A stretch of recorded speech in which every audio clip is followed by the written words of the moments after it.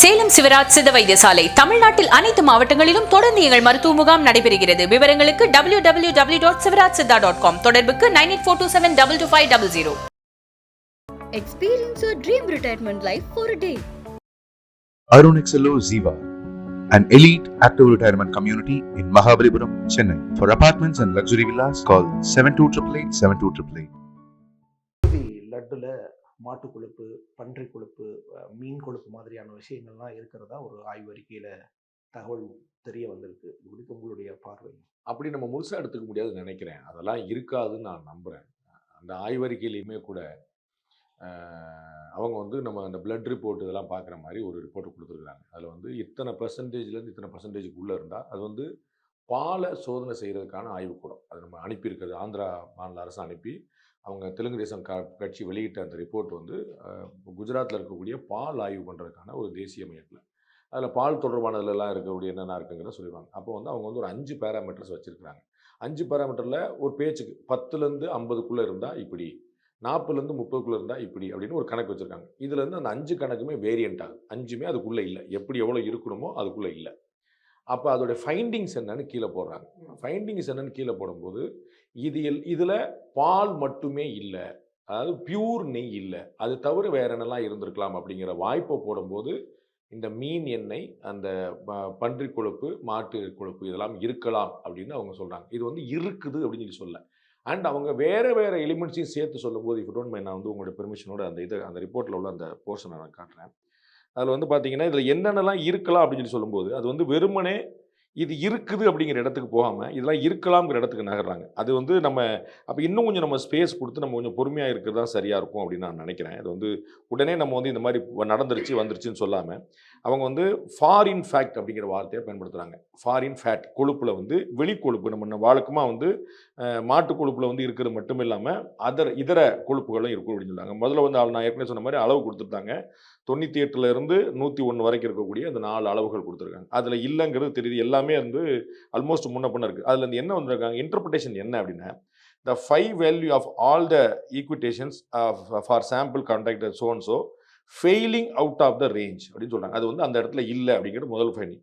அப்போ வந்து இந்த இஃப் எனி எஸ் வேல்யூ இந்த இதுக்கான எஸ் வேல்யூவில் வந்து போச்சுன்னா falls outside the corresponding limits consider the sample to contain into foreign fat. அவ்வளோதான்.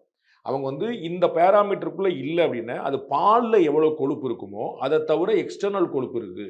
இப்போ பசும்பாலில் ஒரு கொழுப்பு இருக்கும், ஆட்டுப்பாலில் ஒரு இது வந்து கவு மில்க்குக்கான விஷயம் தான் இதை பண்ணுறாங்க. இது பசு ஏன்னா நீங்கள் திருப்பதியில் நீங்கள் பார்க்கணும் அவங்க வந்து நெய்ன்னு கேட்க மாட்டாங்க, பசு நெய்ன்னு தான் கேட்பாங்க டெண்டர்லேயே.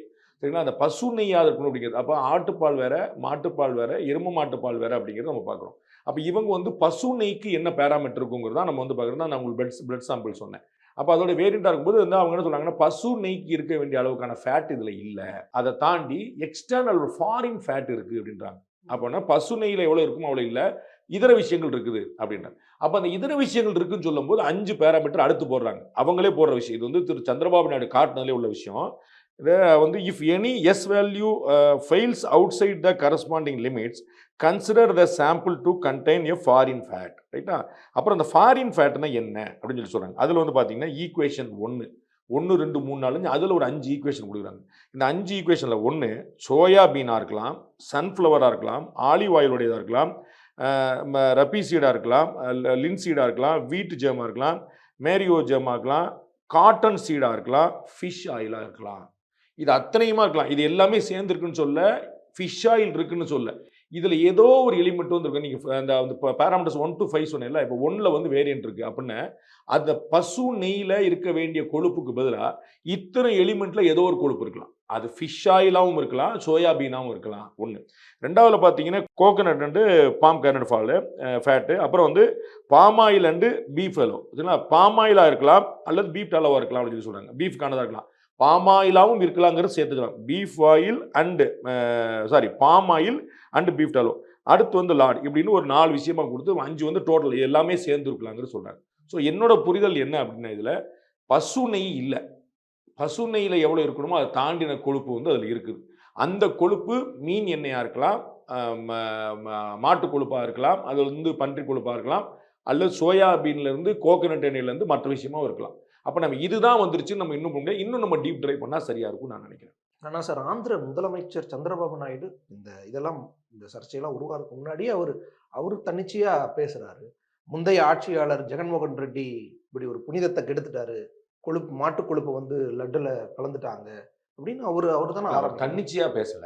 அவர்கிட்ட வந்து இந்த ரிப்போர்ட் வந்துருச்சு முதல்லயே. ஏன்னா இந்த ரிப்போர்ட் முன்னாடி எடுக்கப்பட்டுருச்சு. அவர் அவர் ரிப்போர்ட் வர்றதுக்கு முன்னாடி இல்ல ரிப்போர்ட் வெளியாகிறதுக்கு முன்னாடி. Yes, yes. ரிப்போர்ட் வந்து இந்த ரிப்போர்ட் வாஸ் வித் ஹிம்.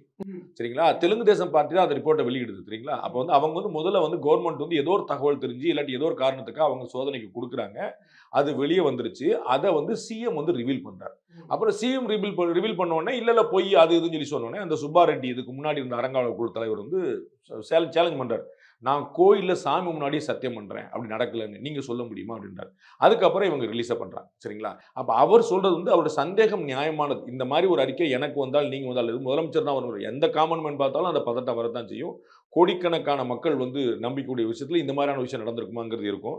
அப்போ முதலமைச்சர் வந்து சொன்னதுல வந்து நான் லாஜிக் இருக்கு, நான் புரிஞ்சுக்கணும், இல்லைன்னு சொல்லி சொல்ல. ஆனா அதற்கு வந்து இன்னும் டீப் டிரைவ் பண்ணணும், இன்னமும் பெருசா நம்ம ஆய்வு பண்ணணும். ஏன்னா இந்த எண்ணம் மட்டும்தான் இருக்குன்னு சொன்னா அங்க கேள்வியே இல்லை. அவங்க ஒரு 5 எலிமெண்ட்டை சொல்லும் போது 5ல எந்த எலிமெண்ட்டும் நம்ம பார்க்கணும்.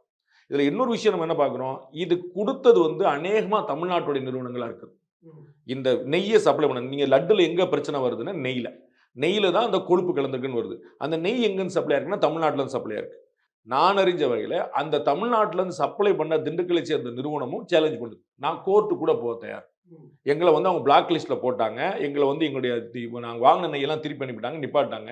நாங்கள் வந்து சேலஞ்ச் பண்ணுறோம், எங்களுடைய நெய் வந்து சுத்தமானதான் அப்படின்னு சொல்லி சொல்கிறாங்க. இப்போ அவருடைய நெய் வந்து பசு நெய்னு சொல்ல முடியுமான்னு எனக்கு தெரியல. அது வந்து அங்கே சேலஞ்ச் ஆகும்னு நினைக்கிறேன். ஏன்னா இவ்வளோ எலிமெண்ட்ஸ் உள்ள இருக்குன்னு 5 பேராமீட்டர்லையும் சொல்லிட்டாங்கன்னா சுத்தமான பசு நெய்யாக மட்டுமே இருக்க வாய்ப்பில் எக்ஸ்டர்னல் ஏதாவது இருந்திருக்கும். அந்த எக்ஸ்டர்னல் என்னங்கிறது நம்ம பார்க்கணும். அந்த எக்ஸ்டர்னல் வந்து மாட்டு கொழுப்பா, மீன் எண்ணெயா, இல்லாட்டி வேறு ஏதாவது தெரிஞ்சால் அது நடவடிக்கைக்குரியது. அப்படி இல்லை சோயாபீனாக இருந்துச்சுன்னா அது ஒரு கலப்படத்துக்கான நடவடிக்கையை தவிர, இப்போ நம்ம அடல்ட்ரேஷன் வந்து ஒரு ப்ராப்ளம். சரிங்களா? கலப்படம் ஒரு ப்ராப்ளம். அதுல மீன் எண்ணெய், இந்த அசைவ விஷயங்கள் அப்படின்னு சொல்லி வரும்போது அது வந்து அந்த புனிதத்தன்மையை பற்றி சம்பந்தப்பட்ட விஷயங்களாம இருக்கு. அப்போ அதுக்கு வந்து இன்னும் கடுமையான நடவடிக்கை, உடனடியான நடவடிக்கை தேவை. அப்போ கொஞ்சம் நிதானமா, உணர்ச்சிவசப்படாம இதை டீப் டிரைவ் பண்ணி இன்னமும் நம்ம சரியா டீகோட் பண்ணோம்னா நமக்கு உணர்ச்சிவசப்படாத ரிசல்ட் கிடைக்கும் நம்புறேன். நான் நம்புறேன் இது இந்த மாதிரியான விஷயங்கள்லாம் இருக்காது. ஏன்னா இந்த ஆர்டர் வாங்குறவங்களே, நான் ஒரு மனசாட்சி பார்த்துற விஷயம் தான். நான் சொன்னது பூரா தப்பாகலாம் அப்படின்னா, கடைசியில் பார்த்து நான் சொன்னது பூரா அபத்தமாக இருக்கலாம். நான் என்ன நினைக்கிறேன்னா, இது யாருக்கு இந்த நெய் கொடுக்குறோம் அவங்களுக்குலாம் எல்லாருக்குமே தெரியும். இந்த உற்பத்தியாளர்கள், தயாரிப்பாளர்கள், டெண்டர்கள், இடையில இருக்கக்கூடிய மீடியேட்டர்கள், அந்த பழைய சுப்பார் எல்லாருக்குமே தெரியும். இது வந்து ஆந்திரா கவர்மெண்ட் நேராக வந்து யார்கிட்டயாவது ஒருத்தட்ட நீ வந்து மீன் கொழுப்பு எண்ணெயை கொடுத்துரு, நீ வந்து மாட்டு கொழுப்பை கலந்துன்னு சொல்லவே மாட்டாங்க. ஒரு நாள் இல்லாட்டி ஒரு நாள் தெரிஞ்சா என்ன ஆகும் அப்படிங்கிறது. ஸோ கவர்மெண்ட் சொல்லியிருக்க வாய்ப்பே இல்லை. அதுக்கப்புறம் இந்த திரும்ப தேவஸ்தானத்துடைய போர்டு அவங்க வந்து இதில் கொஞ்சம் மீன் எண்ணெயை கலந்து விட்டு அப்படிலாம் சொல்ல மாட்டாங்க. இவங்க இந்த பிரச்சனை வந்து எங்கே லைட்டாக அந்த விஸ்வரூபம் எடுக்குதுன்னு, அந்த ஒய்எஸ்ஆர் காங்கிரஸ் உடைய ஜெகன்மோகன் ரெட்டி வந்து அடிப்படையில் ஒரு கிறிஸ்தவர். சரிங்களா? முதலமைச்சர் ஒரு கிறிஸ்தவர் அப்படிங்கிற கணக்கில் முன்னாடி இருந்தவர். அவர் இவங்க பண்ணியிருப்பாங்களோன்னு ஒரு டபுள் ப்ராப்ளம் வந்து ரைஸ் ஆகுது. இப்போ நான் நினைக்கிறேன் அவர் கிறிஸ்தவராவோ, முஸ்லீமாவோ, சீக்கியராவோ, யாராக இருந்தாலும் இந்த வேலை பண்ண மாட்டாங்கன்னு எனக்கு ஒரு நம்பிக்கை இருக்குது. இவ்வளோ நாளாக ஓடிட்டு இருக்கிற விஷயங்களை பார்க்கும்போது அது வந்து ரொம்ப குரூர மனம் படைச்சு தான் செய்வாங்க. ஸோ நான் நினைக்கிறேன், ஒன்று அரசாங்கத்திலிருந்து இது வந்திருக்காது, 2 தேவஸ்தானத்திலிருந்து இந்த இன்ஸ்ட்ரக்ஷன் போயிருக்காது, 3வது இந்த தயாரிப்பாளர்கள் தமிழ்நாட்டை சேர்ந்தவங்க மட்டும் இல்லை, எந்த ஊருக்காரங்களாக இருந்தாலும் அவங்க இப்படி ஒன்று பண்ணணும்னு நினச்சிருக்க மாட்டாங்க. எங்கேயோ ஒரு கலப்படம், அடல்ட்ரேஷன் நடந்திருக்குங்கிற நான் நம்புறேன். இப்போ வந்து இந்த ரிப்போர்ட் படி என்னுடைய கன்விக்ஷன் என்ன, ஏதோ கலப்படம் நடந்திருக்கு. ஏன்னா எக்ஸ்டர்னல் ஃபேட், ஃபாரின் ஃபேட் இருக்குங்கிறத அவங்க தெளிவாக சொல்லிட்டாங்க. அந்த ஃபாரின் ஃபேட் என்னங்கிறதுலாம் இப்போ நம்ம வந்து யோசிச்சுட்டு இருக்கிறோம். அப்போ நான் ஃபாரின் ஃபேட் சோயாவாக இருக்கலாம், வேறு கோகனட்டாக இருக்கலாம், வேறு ஏதோ ஒரு கொழுப்பாக இருக்கலாமே தவிர இந்த மீன், மாடு, பன்றி அது மாதிரி இருக்காதுன்னு நான் நம்புகிறேன். அது இன்னும் டீப் டிரைவ் பண்ண பிறகு தெரியும். முதல்வர் ஒரு கிறிஸ்துவர், அப்ப இருந்த முதல்வர், அதனால இப்படி ஒரு சர்ச்சை டபுளா கிளம்புதுன்னு சொல்லியிருந்தீங்க.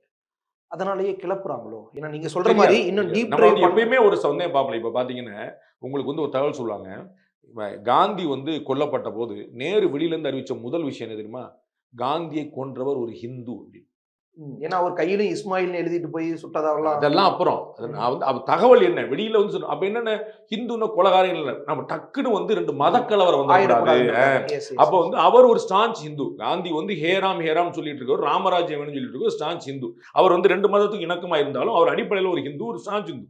அப்ப அதுக்கு இப்படி ஒரு தோற்றம் எங்கே வந்து, ஏன்னா அன்னைக்கு காலத்துல யோசிங்க, இதுல நடக்குது, மும்பையில் நடக்குது, இங்க வரைக்கும் வந்து தமிழ்நாட்டுல கன்னியாகுமரி வரைக்கும் வெடிச்சு எங்கேயோ போய் வெடிச்சு. அப்ப வந்து அப்ப நம்ம வந்து என்ன சொல்றாங்கன்னா, இதுல வந்து ஒரு கிளாரிட்டி தேவைப்படுது. ஒரு பச்சை கொடி ஒரு இடத்துல இருந்துச்சுன்னா அநேகமா முஸ்லீம்கள் செஞ்சிருப்பாங்க டவுட் பண்ணுவாங்க. அந்த பச்சை கொடி வேற மர்ம நபர் கூட போட்டுருக்கலாம். சரிங்களா? இப்போ ஒரு அண்ணா சிலையில காவி கொடி போட்டோம். ஒன்னு என்ன டவுட் பண்ணுவாங்க, அது அநேகமா பிஜேபி காரங்க செஞ்சுதான் இருக்கணும். புரியுங்களா? இந்த காவி கொடியை யாருனாலும் செய்யலாம். டிஎம்கே காரங்களே கூட போட்டுக்கலாம். பச்சை கொடியை இந்துக்களே கூட போட்டுக்கலாம். யாருனாலும் செய்யலாம். அப்ப நம்ம விசாரிக்காம ஒரு இடத்துல டபுள் உணர்ச்சி போறது சரியில்லைன்னு நினைக்கிறேன். முதல்வர் ஆனா உணர்ச்சி வசப்பட்டாரு. உணர்ச்சி வசப்படல. அவர் வந்து அவரோட சந்தேகத்தை உடனே ஜெகன்மோகன் ரெட்டி மேல தானே சொல்றாரு. அப்படிதான் சொல்லுவாரு. அது அரசியல்வாதி. அவர் டபுள் ஆகுதுன்னு சொல்றோம். நீங்க சொல்ற மாதிரி நேரு ஒரு இந்துனாரு. ஆல் இண்டியா ரேடியோல தொடர்ந்து சுட்டது ஒரு இந்து தான் சொன்னாங்க. ஏன்னா கலவரம் வெடிச்சிடக்கூடாது, நாட்டின் அமைதி போயிடக்கூடாதுன்றக்காக. இப்ப அந்த பொறுப்பு ஆட்சியாளர்கள்ட்ட இருக்கு. இன்னும் டீப் டிரைவ் பண்ணாம இப்ப உடனே அரசியல்வாதிகள் தான். அவங்க வந்து டீப் டிரைவ் எல்லாம் நம்ம பண்ண வேண்டியது. நம்ம பண்ணாம உட்கார்ந்து அரசு பண்ணணும்ல சார். நம்மளும் பண்ணுவோம். எல்லாருமே அதை பத்தி நம்ம டீகோட் பண்ற ஒவ்வொருத்தருமே பண்ணணும்ல. நம்ம வந்து இதுல லண்டுல வந்து கூடுதல் பொறுப்பு கடமையில வந்து கலந்துட்டாங்க அப்படின்னு சொல்லி எல்லாரும் கேலி பண்ணக்கூடிய ஆட்கள், விமர்சனம் பண்ணக்கூடிய ஆட்கள், ஏன் தட்டுல என்ன இருந்துச்சு பாத்தியா, ஓன் தட்டுல ஒரு லட்ல என்ன வந்துச்சு பாத்தியா அப்படின்னு சொல்லக்கூடிய ஆட்கள், இவர்கள் எல்லாருமே எதை சோதனை பண்ணாங்கன்னு பார்க்கணும். அது வந்து எதுவும் ஆராய்ச்சி பண்ணாம வெறும் வந்து உணர்வுகளை இழிவுபடுத்துறவங்க எந்த பக்கம் இருந்தாலும் தப்பு. உதிரிகள் அவங்க. ஆனா முதல்வர் ஒரு கடமை இருக்குல்ல அவருக்கு. அவரும் ஒரு அரசியல்வாதி நான் சொல்றேன். நான் அவர் வந்து சரியா செயல்பட்டாருன்னு சொல்ல, தப்பா செயல்பட்டாருன்னு சொல்ல, ஹி இஸ் எ பொலிட்டீஷியன் நான் சொல்றேன். அவங்க வந்து they will never miss a chance, they will even create a chance. அது நமக்கு எல்லா ஊர்லயும் உள்ளது தானே. சிஏஏல இந்திய முஸ்லிம்கள் கிரியேட் பண்றது எல்லா விஷயத்திலும் பண்றாங்க. சிஏஏல இந்திய முஸ்லிம்களுக்கு தொடர்பு இருக்குன்னு சொன்னவங்க யாரு? அரசியல்வாதிகள் இல்லையா? முதலமைச்சர்கள் இல்லையா? எதிர்கட்சி தலைவர்கள் இல்லையா? எந்த முஸ்லிமுக்கு தொடர்பு இன்னைக்கு வரைக்கும் சொல்லுங்க. இந்திய முஸ்லீம் ஒருத்தர் பாதிக்கப்பட்ட ஒருத்தர் பாருங்க, பாதிக்கப்பட்டலாமோன்ற சந்தேகத்தை படுவாங்க. இந்திய முஸ்லிம்களுக்கு எதிரானதுன்னு அதிகாரப்பூர்வமா சொல்லியிருக்காங்க. நீங்க படுவாங்களோன்னு நினைக்கிறேன்னு சொல்லாதீங்க. இந்திய முஸ்லிம்களுக்கு எதிரானதுன்னு அத்தனை சொல்லியிருக்காங்க சார். சிஏஓட என்ஆர்சியும் சேர்த்து பார்க்கும்போது என்ஆர்சி எங்க இருக்கு? நான் அமித்ஷா வந்து 2019-24 கவர்மெண்ட்லயே இப்போ வரைக்கும் என் டேபிளுக்கு வரலன்ட்டாரு. இன்னைக்கு பேச்சு இல்ல. அப்ப வராத ஒண்ணு நீங்க வந்து கம்பைன் பண்ணி சொல்லிட்டு இருந்தாங்க. இப்படி ஒரு விமர்சனம் வச்சாங்க. அதாவது உங்களுக்கு சப்பக்கட்டு கட்டினா கட்டுங்க, என்னைய கூட சேர்க்காதீங்க. உங்களுக்கு கட்டிக்கங்க சார். நான் சிஏ எதிர்த்தவர்லாம் புத்தர்கள் அப்படின்னு சொல்லி நான் சொல்லி எனக்கு அப்ஜெக்ட் பண்ண மாட்டேன். விஷயம்ங்கிறது அரசியல்வாதிகள் பெரிய கோவில் அதேதான் இந்து விஷயம். அங்க முஸ்லீம் விஷயம், இங்க இந்து விஷயம். நான் சொல்றேன் ஒரு பொலிட்டிசைஸ் பண்ணுவாருன்னு சொல்றேன். நீங்க அவர் எப்படி எதிர்பார்க்கறீங்க புத்தரா இருக்கணும்னு? இல்ல சார், முதல்வராகவும் செயல்படணும். எல்லாம் பிரதமர் பண்றாரு, நம்ம முதலமைச்சர் பண்றாரு, எல்லா முதலமைச்சர் மம்தா பானர்ஜி பண்றாங்க, எல்லா முதலமைச்சர் பண்றாங்க. அப்புறம் அந்த முதலமைச்சர் மட்டும் பண்ண மாட்டாரா? ஆட்டோமேட்டிக்கா பண்ணுவாங்க. நான் வந்து பாருங்க அதுல கொழுப்பு இல்லைன்னு இன்னும் சொல்லல. என்னுடைய பாயிண்ட் வந்து இன்னமும் இருந்தாலும் அதற்கு ஜெகன் தான் காரணம்னு நம்ம சொல்ல முடியாது. பொறுப்பு அவங்கள்ட்ட வரும்ல ஆட்டோமேட்டிக்கா. நான் சொல்றது அவர் உள்நோக்கத்தோடு திணிச்சிருப்பாருன்னா சொல்லுனே தவிர திணிச்சிருக்க மாட்டாருன்னா சொல்லுனே தவிர. தேவசம் போர்டு தனி அமைப்பு தானே சார், அரசினுடைய அமைப்பு எல்லாம் கிடையாது. திரு ஜேபிஆர் அவர்களுடைய கல்லூரியில ஒரு சுற்றுச்சுவர் கட்டினாங்க. சுற்றுச்சுவர் கட்டின போது அது சுவர் இடிஞ்சு விழுந்துருச்சு, 2 பேர் இறந்துட்டாங்க. ஜேபிஆர் அரெஸ்ட் பண்ணாங்க. சுற்றுச்சுவரில் வந்து ஜேபிஆர் இடிச்சு கட்டுங்கன்னு சொன்னாரா, இல்லாட்டி அவன் மேலே போட்டுருங்கன்னாரா, இல்லாட்டி அவர் கொத்தனார் வேலை பார்த்தாரா, இல்லாட்டி சிமெண்ட் கலவை அவர் தீர்மானிச்சாரா? அவருக்கு அப்படி சுற்றுச்சுவர் கட்டப்படுதுன்னா தெரியுமா? யாரோ ஒருத்தன் கட்டிட்டு யாரோ ஒருத்தன் அவங்க கீழே இருக்கக்கூடிய அட்மினிஸ்ட்ரேட்டிவ் ஆஃபீஸர் செஞ்சிருப்பார் சாதாரணமாக. அவர் வந்து அவரே ஜேபிஆர் பார்க்க முடியாது. ஆனால் ஜேபிஆர் எங்க பொறுப்பு வந்து அப்படிதான். ஒரு கட்டடம் இடிஞ்சு விழுந்து கேட்க தான் செய்வாங்க. நீங்கள் வந்து சுனாமி குடியிருப்பில் வந்து இன்னைக்கு வந்து இதில் நாகப்பட்டினத்தில் சுனாமி குடியிருப்பில் ஒரு குழந்தை 2 வயசு குழந்தை இறந்துருச்சு தஞ்சாவூரில். அப்போ வந்து அதுக்கு என்ன சுனாமி குடியிருப்பு கட்டணம் என்ன சொல்லி என்ன செய்ய போறீங்க? அப்போ வந்து சுனாமி குடியிருப்பு சரியில்லைன்னு சொல்லி அரசாங்கத்து வரைக்கும் போகத்தான் செய்யும். அப்ப பள்ளிக்கல்வித்துறையில ஒரு பள்ளிக்கூடம் வந்து எங்கேயோ இடிஞ்சு வந்திருக்கு. அது 50 வருஷம் முன்னாடி உள்ள பள்ளிக்கூடம் அது விழுந்திருக்கு. அப்ப நம்ம அன்பில் மகேஷ் பொய்யாமலை அவர்களை கேட்போமா மாட்டோமா? ஆந்திர அறநிலையத்துறையோட தான் இருந்தா பரவாயில்ல. திருமலா திருப்பதி தேவஸ்தானம் தனி ஒரு அமைப்பு தான். அது ஐஏஎஸ் ஆஃபீஸர் தான் அதுக்கு இருக்கிறார். தகவலுக்காக ஐஏஎஸ் ஆஃபீஸர் வந்து எந்த ஸ்டேட் அறங்காவல் குழுவையும் அரசு நியமிக்குது. என்னங்க நீங்க சும்மா அரசாங்கத்துக்கு அதற்கு எப்படி சார் நடக்கிற நடவடிக்கைகளை முடிவெடுத்து நடக்கிறதா இருக்குல்ல. அதனாலதான் அவங்களுக்கு பொறுப்பு இருக்குன்னு சொல்லுவாங்க. இன்னைக்கு நம்ம பேசிட்டு இருக்கும் போது திரு ஜெகன்மோகன் ரெட்டி பிரஸ் மீட் கொடுத்து எக்ஸ்பிளைன் பண்ணிருக்காரு. எதுக்காக கொடுக்குறாரு?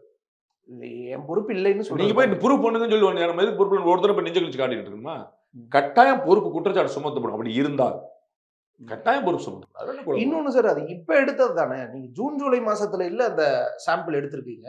அது அப்போ ஆட்சியில இருந்தது ஜெகன்மோகன் இல்லையே, சந்திரபாபு நாயுடு.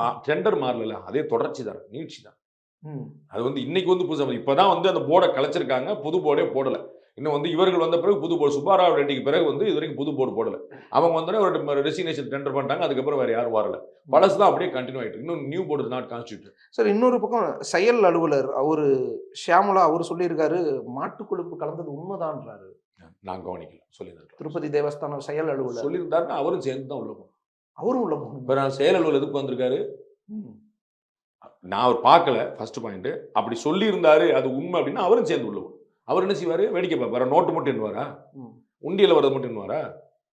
அவருக்கு பிரதான முக்கியமான ரெஸ்பான்சிபிலிட்டி அவருக்கு இருக்குன்ற. பிரைம் ரெஸ்பான்சிபிலிட்டி அவரோடதுன்ற எனக்கு ஒன்றும் குழப்பமே இல்லை. ம். ஏன்னா இவங்க இந்த போர்டு வந்து தீர்மானிக்கும், அதை செய்யணும் அப்ஜெக்ட் பண்ண முடியும் அவங்க தான். ம். நீங்க சிஎம் வந்து பாலிடிக்ஸ் பண்ணுவாரு, செக்ரட்டரி சீஃப் செக்ரட்டரி தான் வந்து சொல்லணும். அது எப்படி கவர்மெண்ட்டுக்கு ஒரு சீஃப் செக்ரட்டரி, அது மாதிரி தான் அங்கே இருக்கக்கூடிய எக்ஸிக்யூட்டிவ் ஆஃபீஸர், அவர் ஐஏஎஸ் ஆஃபீஸர். அவர் வந்து எப்படி வந்து எனக்கு தெரியும் ஆமாங்க மாட்டு குழுப்பெல்லாம் கலந்தோம் அப்படின்னு சொல்லுவாரா? சொன்னாரு யார் கலந்தாங்க? ஆய்வு முடிவுல உண்மைதான் வந்திருக்கு, நடவடிக்கை ஆய்வு எடுக்க முடிவுகள் வந்திருக்கு. ஆய்வு முடிவுகளை வச்சு சொன்னாருன்னா அவரும் அவசரப்படுறாருன்னு நான் சொல்வேன். ஆய்வு முடிவுகளில் நான் பார்த்த வகையில் அந்த பிங்க் கலர் ஷீட்டை நான் பார்த்தேன். அதை நான் வரி வரியாக ஒரு 5-6 தடவை படிச்சு பார்த்தேன். எனக்கு வந்து அதில் இன்னமும் ஒரு கிரே ஏரியா இருக்கிற மாதிரி எனக்கு தெரியுது. அது வந்து மீன் எண்ணெய் தான், அது மாட்டு கொழுப்பு தான், அது பன்றி கொழுப்பு தான் முடிவுக்கு வர முடியாது. இந்த ஃபாரின் ஃபேட்ஸ்லாம் இருக்கலாம் அப்படின்னு வரும்போது அது இதுவாக தான் இருக்கணும்னு அவசியம் இல்லை நான் நினைக்கிறேன். இன்னமும் நீதிமன்றம் வரைக்கும் பல இடங்களுக்கு போய் இன்னும் டீப் கோட் பண்ணால் தெரியும். இன்னொன்னு சார், இப்போ இது ஹைதராபாத்லயே ஆய்வகங்கள் இருக்கு, அங்க பண்ணியிருக்கலாம், ஏன் குஜராத்துக்கு போய் பண்ணணும் அப்படின்னு? அங்கே நான் பண்ணலாம், அதில் ஒன்றும் பிரச்சனை. தமிழ்நாட்டிலே பல சமயத்தில் ஆய்வகங்களுக்கு நம்ம வந்து கோவிட் பீரியட் கூட நம்ம வந்து பெங்களூருக்கு அனுப்பணும், நம்ம பூனேக்கு அனுப்பணும், அங்கே பல இடங்களுக்கு அதில் ஒன்றும் பிரச்சனை. அதில் ஒரு அவமானமாக அதில் வந்து ஒரு தேசிய ஒருமைப்பாடு பஞ்சாயத்தா, சுயாட்சி பஞ்சாயத்தா, அது குஜராத்தில் பிஜேபி பஞ்சாயத்தா, அதெல்லாம் ஒன்றுமே இல்லை. பிஜேபி உங்களுக்கு தகவலுக்கா, பிஜேபியில் வந்து சந்திரபாபு நாயுடு இன்னைக்கு தான் நெருக்கமாக இருக்கார். ஒய்எஸ்ஆர் ரெட்டி வந்து ரொம்ப நெருக்கமாக இருக்கார். வந்து மகன் அப்பா மாதிரி அங்கே இருக்கிறாரு திரு மோடிட்டு. அதனால இவருக்காக குஜராத் செஞ்சிருப்பாங்க, மோடி ஏதாவது உள்குத்து பண்ணிருப்பாங்க, அப்படிலாம் ஓவரா கற்பனை பண்ண வேண்டாம்.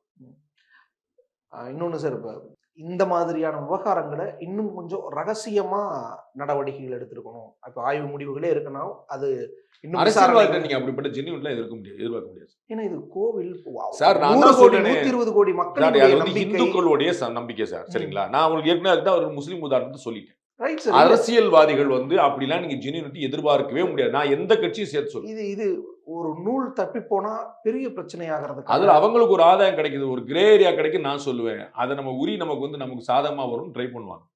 அதெல்லாம் ஒண்ணும் குழப்பமே இல்லை. அவங்க ட்ரை பண்ணணும்னு பார்ப்பாங்க. உண்மையாவே அது இருக்கலாம்ல, நான் வந்து இருக்காது சொல்லி உண்மையா இருந்தா கூட அந்த நடவடிக்கைகள் எல்லாம் கோவில் புனிதம் கட்டக்கூடாது, திருப்பதியின் புனிதம் கட்டக்கூடாது, அவங்க பண்ணத்தான் செய்வாங்க. பண்ணக்கூடாது நான் நினைக்கிறேன். அந்த அரசியலுக்கு மேலானது இல்ல சார் திருப்பதி கோவிலின் புனிதம். அப்படிலாம் அரசியல் வந்து எல்லாத்தையுமே காலி பண்ணி விட்டு எல்லா நம்பிக்கையும் தூக்கி போடும். பிள்ளையார் சிலையை உடைச்சோன்னு பெருமையா பேசுறவங்க ஊர் தானே. நீங்க சொல்றீங்களா மத நம்பிக்கையில புண்படுதான் சொல்லிருக்கீங்களா என்னைக்காவது அவங்கள்ட்ட? இல்ல அவங்க வேணான்னு நான் அதை எதிர்க்கிறேன்னு சொல்றவங்க பண்றதுக்கும் அவங்க பண்ணலாமா? இல்ல சார், அவங்க பண்ணலாமா? வித்தியாசம் இருக்கு. அவங்க பண்ணலாமா? ரெண்டுக்கு வித்தியாசம். அவங்க பண்ணலாமா? எனக்கு பிடிக்கல கொலை பண்ணலாமா? எனக்கு பிடிச்சிருக்கு பாலியல் வன்முறை பண்ணிடலாமா? நம்பிக்கை இருக்கு அந்த கோயில் மேல சொல்லிட்டு அந்த கோயிலின் புனிதத்தை கெடுக்கிறது. அதுலதான் சார் இங்க பாலிடிக்ஸ் வருது. அவர் கிறிஸ்டியன் சொல்லி கொண்டு போறாங்க. அதுதான் சொல்றாங்க பாலிடிக்ஸ் அங்கதான் கொண்டு போறாங்கன்றாங்க.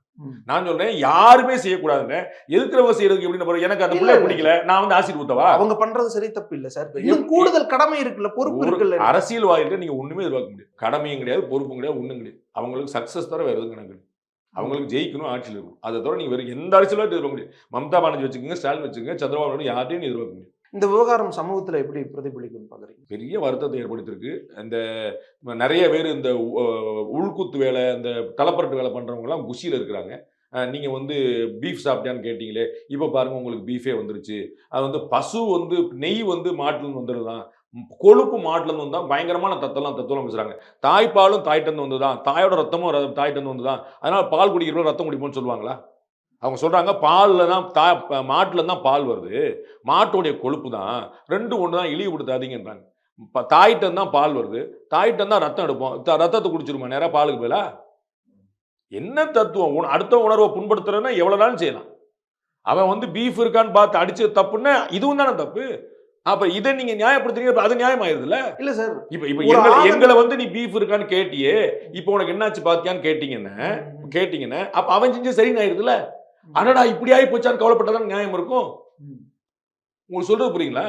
அப்ப அவன் தப்பு செய்யறான்னு சொல்றீங்க, அப்புறம் நீங்க என்ன செய்றீங்க? ஒரு ஆதங்கத்தை வெளிப்படுத்துறதா பார்க்க வேண்டாம். இது உணர்வு வச்சிருந்திருப்பாங்களோ அப்படின்றதுக்காகவே அடிச்சு கொல்லப்பா சரியா? ரொம்ப ரொம்ப தப்பு. அடிச்சு கொல்லப்பட்டதை நியாயப்படுத்தினவங்க எல்லாம் இருந்தாங்க. அது நியாயப்படுத்த சரியா தப்பா? அதெல்லாம் தப்பு சார். அப்புறம் அப்ப அந்த ஆதங்கத்தை இப்படி வெளிப்படுத்துறாங்களோ? இவ்வளவு நாள் நீ என்னமோ சொல்லிட்டு இருந்தியே, அதை சப்போர்ட் பண்ணிட்டு இருந்தியே, பீஃப் வச்சிருந்தாங்க, பீஃப் சாப்பிடுறாங்கன்றதுக்காக அவங்கள இழிவுபடுத்திட்டு இருந்த, அடிச்சு கொன்னுட்டு இருந்த, இப்ப பாத்தீங்க நீ சாப்பிட்ட லட்டுலயே பீஃப் வந்துருச்சு. அந்த ஒரு ஆதங்கத்தை இப்படி ஒரு இது ஆதங்கம் இல்ல, இது வந்து வேற ஒரு வார்த்தை நான் பயன்படுத்த விரும்பல. வேற ஒண்ணுங்க புரியுங்களா? நான் ஒரு அடிப்படை நான் கடைபிடிக்க விரும்புறேன். அவங்க செய்யறாங்கன்னா நானும் செய்யணுங்கிற இடத்துல நான் போல. அவன் வீட்டுல வந்து ஒரு கொலை நடந்துச்சு, ம். என் வீட்டுல கொலை நடந்துச்சு, இப்படி இது பெருமையா? அது என் வீட்டுல ஒரு கொலை நடந்துச்சு, உன் வீட்டுல ஒரு கொலை நடக்கும்னு சொல்ற பெருமையா? என் வீட்டுல கொலை நடக்கும்போது நீ வந்து சிரிச்சியே, நீ இப்பயாவது சிரிச்சியே, ஆனா பாரு உன் வீட்டுல கொலை பாரு அவன் துணை நிக்கிறதுதான் புத்திசாலித்தனம். கரெக்ட், அதுதான் மனிதத்தன்மை. கரெக்ட். சரிங்களா? இனி சிரிக்காமலாவது இருன்னு சொல்றத ஒருவேளை இப்படி அப்படி சொல்லலாம்ல, அப்படி சொல்றாங்க. நான் சொன்னா அப்படி இருக்கா? நீங்க போய் Yes, எடுத்து yes, yes, பாருங்க. yes. அப்புறம் தயவு செய்து இது மாதிரியான குப்பைகள் எல்லாம் நியாயப்படுத்த கிளம்பாதீங்க. தயவு செய்து. நியாயப்படுத்தல சார். ஒருவேளை அப்ப இப்படி இருக்கலாமா? என்ன ஆதங்கமா இருக்கலாமா? என்ன சார்? சார் கொல்லப்பட்டிருக்காங்கல்ல சார், சார், சாவடிச்சிருக்காங்க. ஒரு 10 நாளுக்கு முன்னாடி ட்ரெயின்ல ஒரு பெரியவர் அடிச்சாங்கல்ல, இது பீஃப் தான் உட்காராத எந்திரிச்சு போட்டு. நான் ஆதரிச்சேனா? இல்ல நீங்க இல்ல, ஆதரிக்கிறீங்களா? அந்த அப்புறம் பின்புலத்துல இருந்து பார்க்க வேண்டியதா இருக்கு. பாருங்க, கொலை பண்ணிட்டே போங்க. அந்த பின்புலத்தை பாருங்க. இல்ல சார், அவன் கொலை வீட்டுல பண்ணிட்டே இருக்காங்க. அவன் வீட்டுல 4 பேர் கொன்னா, அப்ப இவன் வீட்டுல 7 பேர் கொன்னா, அது- அந்த பின்புலத்துல பாருங்க. இல்ல சார், அந்த அடிப்படையில ஒருவேளை இப்படி இருக்கலாமோ? அது எந்த I don't want to comment.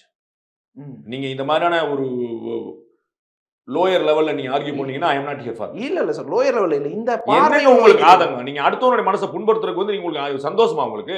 அத தப்புன்னு சொல்றதுக்கு துப்புல சார், உங்களுக்கு? அது தப்பு. ஆனா கொல்லவே பட்டுட்டு இருந்தாங்கன்ற பார்வையில இருந்து அவங்க ஒருவேளை இதை வைக்கிறாங்களோன்னு கேக்குறேன். அதனால வைக்கலாமான்னு கேக்குறேன். நீங்க சொல்லுங்க. அது கொல்ல பார்வை தப்புன்னு தான் நான் சொல்றேன், நீங்களும் சொல்றீங்க. அப்ப இதை சொல்லுங்க, சரியா தப்பா? இது தப்பு தான் சார். அப்படின்னா கேள்வி உங்களுக்கு. நம்பிக்கை துரோகத்தை சார், எப்படி நம்ம நியாயப்படுத்த முடியும்? இல்லப்பா. இது எத்தனை பேர்த்தோட நான் வேற கேக்குறேன். ம். அந்த மாதிரி பீஃபுக்காக கொல்லப்பட்ட தப்பு தானே? ஆமா, சரிங்களா? ம். அதை நியாயப்படுத்துறது தப்பு தானே? ரொம்ப ரொம்ப தப்பு. அப்படி பண்ணா இப்படிதான் உனக்கு வரும் சொல்ல சரியா தப்பா? அதுவும் தப்பு தான். அவ்வளவுதான். எல்லாம் கேள்வி மூட, முடிஞ்சு இதுவுமே போச்சு. மூட நம்பிக்கை தான். முடிஞ்சு சார். போச்சு. இதுக்காக தான் இது வருதுன்னு சொல்றது எவ்வளவு பெரிய நீங்களே மூட சொன்னீங்க. நம்பிக்கை. இல்ல அப்படி ஒருவேளை அந்த பின்புலத்துல இருந்து பாக்க நீங்க அதையும் பார்க்க வேண்டியதா இருக்கேன்னு நீங்க சொல்லுங்க சரியா தப்பா? தப்பு தான். முடிஞ்சு போச்சு. அப்புறம் என்ன கேள்வி என்கிட்ட? உங்களுக்கு தப்புன்னு தெரிஞ்சு வச்சுட்டு என்ன கேக்குறீங்க? when you are convinced, what is the need of question? உங்களுக்கு ஒரு டவுட் இருக்கு, நீங்க கேக்குறீங்க. உங்களுக்கு ஒரு சந்தேகம் இருக்கு, கேக்குறீங்க. நான் கேட்பது சொல்றேன். இந்த அடிப்படையில இருந்து உங்களுக்கு தெரிஞ்சு போச்சு அவங்க கமெண்ட் பண்ணது தப்புன்னு, அப்புறம் ஏன்டா கேட்க வேண்டியிருக்கு? எஸ், இன்னும் கொஞ்சம் பக்குவமா அந்த இத சொல்லி இத வந்து அலோவ் பண்ணவே முடியாது. இந்த மாதிரி விஷயங்கள் இதுதான் டிட் ஃபார் டாட்டுங்கிறது. இதுதான் வந்து அபத்தத்துல கொண்டு போய் முடிக்குங்க. இதை பார்த்து ஒரு நாள் உணர்ச்சி போடுவோம், அதை பார்த்து ஒரு நாள் உணர்ச்சி போடுவோம், சண்டை போடும். இதான் அந்த கம்யூனல் வயலன்ஸை கொண்டு வரணும் விருப்பம் உள்ளவங்க. இன்னொரு பக்கம் அதே சோசியல் மீடியால சிலர் இப்படி எழுதுறாங்க, தென்னிந்தியால இப்படி நடந்து தென்னிந்தியா அமைதியா இருக்கு, இதே வட இந்தியால இப்படி ஒரு கோயில்ல ஒண்ணு நடந்துருந்துச்சுன்னா அப்படின்னு சிலர் எழுதுறாங்க. எழுதிட்டு போட்டோம். இதே அவங்க எல்லாம் பயங்கரமா பார்த்தவங்க, வட இந்தியாலே உருண்டு பிறண்டு வட இந்தியாலே வாழ்ந்தவங்க. இல்ல சார், வட இந்தியர்கள் சிலர் அல்லது தென்னிந்தியர்களே சிலர் எல்லாம் எழுதுறாங்க. இவங்க தான் உலகம் பூரா பார்த்தவங்க எழுதியிருப்பாங்க. எனக்கு தெரியாது. நான் உலகம் சுற்று வாலிபனா இல்லை. நான் ஏதோ குண்டுச்சுட்டுல குதிரை விட்டு வில்லிவாக தாண்டி போனது இல்லை. சோசியல் மீடியால ரெண்டும் தான் சார் வருது. பண்ணிட்டு போறாங்க சார். அவங்களுக்கு பொழுது போல, எனக்கு பொழுது பத்தல. Right. they have much time, I don't have time. நாம் தமிழர் கட்சி தலைவர் சீமான் செய்தியாளர் சந்திப்புல சொல்லும் பொழுது அவர் குறிப்பிட்டாரு, இது ஒரு பெரிய விஷயம் இல்ல, சாப்பிட்டவன் யாரும் சாகலை இல்ல, விட்டுட்டு இனிமேட்டு செய்யாம பார்த்துக்கிட்டு டெண்டர் கொடுத்து யாரையாவது அவங்கள வந்து ரத்து செஞ்சுட்டு அடுத்த வேலையை பார்த்துட்டு போக வேண்டியதான். இது ஒரு பெரிய அண்ணன் சொன்னதை நான் பார்க்கல.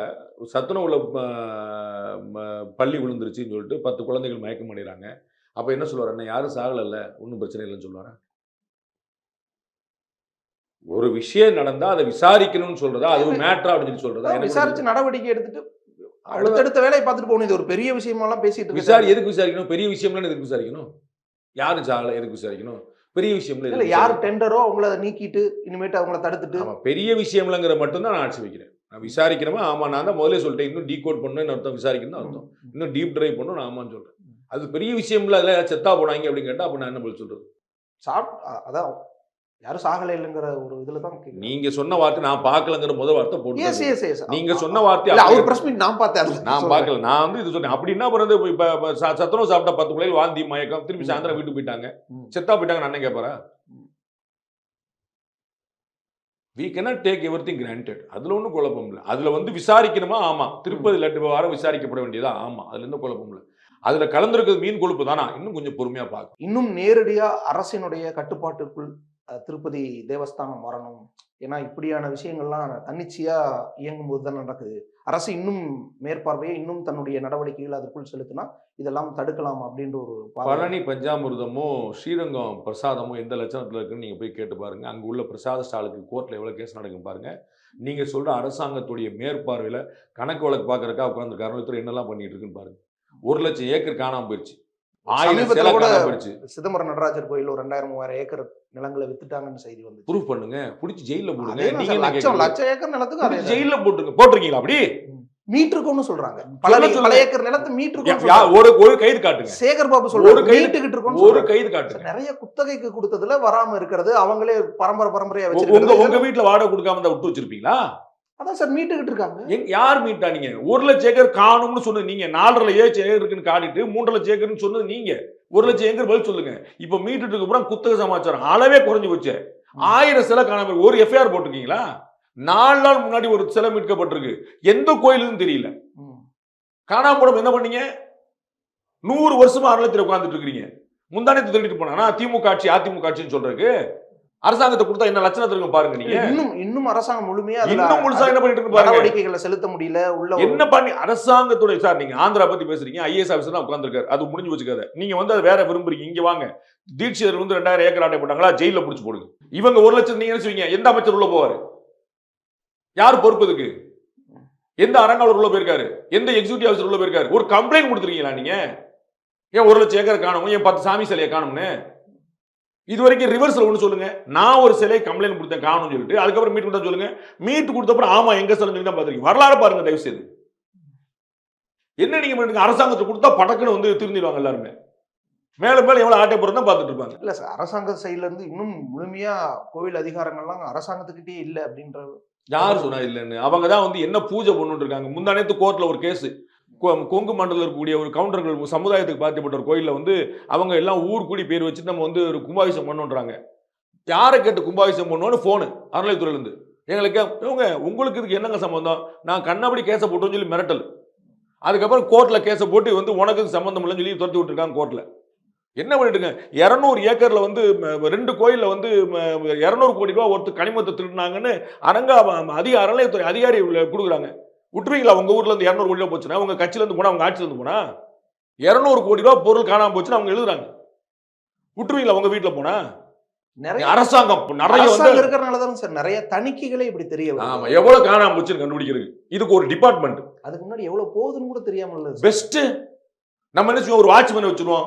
எத்தனை எட்டு போறீங்க எழுதி கூட்டிக்கணும். கவர்மெண்ட்ல என்ன ஆடிட்டிங், அதுக்கு தான் காசு வாங்குறாங்க. இன்னும் சரியா நடக்கணும். எஸ், சரியாவே நடக்கலங்கன்ற நீங்க இன்னும் சரியா நடக்கணும் சார். கவர்மெண்ட்ல நிறைய டிபார்ட்மெண்ட்ல இப்படியான குற்றச்சாட்டுகள் வைக்க முடியும். அதற்காக இன்னும் சரியா நடக்கும். இது உங்க ஏரியாவே கிடையாது. நீங்க உங்க துறையை வச்சுக்கோங்க. நீங்க ஊழல் பண்ணிட்டு போங்க. நீங்க எக்கெடு கட்டு போங்க. அடுத்து ஓட்டு வாங்க வாங்க போங்க. இது உங்க ஏரியாவே கிடையாது. எல்லாமே அரசோட தானே சார்? யாருங்க சொல்றது? ஏது அரசு சொல்றது? உங்க வீடு என்ன அரசோடதா? உங்க வீடு அரசோடதா? நீங்க வந்து உங்க தம்பிக்கு எழுதி வைப்பீங்க உங்க சொத்தை. அது நான் எடுத்துக்கிட்டு போவா சார்? அப்படி கோவில் எல்லாம் யாரும் எழுதி வைக்க முடியாது இல்ல? யாரும் கோயில் எழுதி வச்சிருக்குங்க. ஒவ்வொரு ஏக்கர் ஒரு செட்டு சொட்டு எழுதி வச்சிருக்குங்க. கோவிலோட இப்படி கேட்க முடியாம தான் வக்கு சொத்துன்னு சொல்லிங்க. கோயில் நடத்த கோவிலோட தானே சார் அதெல்லாம்? ஆமா, கோயில் அரசாங்கத்தோடதா? அரசாங்கம் கட்டிச்சா? ஒரு செங்கல் கட்டின சொல்லுங்க. ஒரு மன்னரை, ஒரு ராஜாவை, ஒரு சிஎம் சொல்லுங்க. நான் கட்டினதுன்னு. ராஜாக்கள் கட்டினது இன்னைக்கு இருக்க சொல்லுங்க. ராஜாக்கள் அப்ப அவங்க தானே அரசு. இந்த அரசுக்கு பதிலாக தானே மக்களாட்சி அரசு வந்திருக்கு. சரி, நீங்க கட்டினீங்க. அப்ப அரசாங்கம் கட்டினது இப்ப அடுத்த ஆட்சி வந்திருக்கு. மக்களாட்சி ராஜா கட்டி சார் வேற ஏதாவது பேசு சார். இப்ப இந்த விவகாரம், திருப்பதி தேவஸ்தான விவகாரத்துல கோயிலினுடைய புனிதம் அது கேள்விக்குறியாகுதுன்னு முன்னாள் அந்த கோவில்ல அர்ச்சனை செஞ்சுட்டு இருந்தவங்களே கூட சிலர் பேட்டி கொடுக்க. இது மாதிரிலாம் நடந்துச்சுன்னா, அதுல உண்மை இருந்துச்சுன்னா புனிதம் கிடத்தான் செய்யும். அதுல எந்த குழப்பமும். அதுல வந்து மீன் எண்ணெய் இருந்துச்சு, பன்றி எண்ணெய் இருந்துச்சுன்னா அது கிடத்தான் செய்யும். அதுல ஒன்றும் குழப்பம். மீட் எடுக்கிறதுக்கு என்ன செய்யணும்? அவங்களுக்கு சாஸ்திரத்துல ஆரம்பத்திலே பரிகாரங்கள் இருக்கு, அதை செய்வாங்க. மக்களின் நம்பிக்கையை எப்படி? அது சயின்டிபிக்கா ப்ரூவ் பண்ணி இல்லைன்னு தெரிஞ்சா சரியா போச்சு. இருந்துச்சுன்னா ஆக்ஷன் எடுக்கணும், அவ்வளவுதானே. ஒரு தப்பு நடந்துருச்சு, அது கடுமையான நடவடிக்கை எடுத்தா ஆறுதல் அடைஞ்சிடறாங்க. நன்றி சார், உங்களோட என்ன பண்ணி பண்ணுறதுக்கு நன்றி.